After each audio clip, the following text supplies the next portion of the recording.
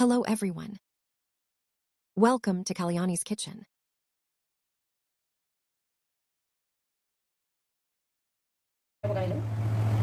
అల్లం ముక్కలు, సాల్ట్,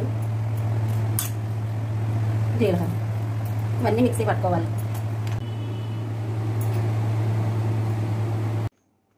ఇప్పుడు మనం చేసుకోబోతున్నాము ఆనపకాయ రొట్టెలు. ఇందులో బియ్యం పిండి, ఆనపకాయ తురుము,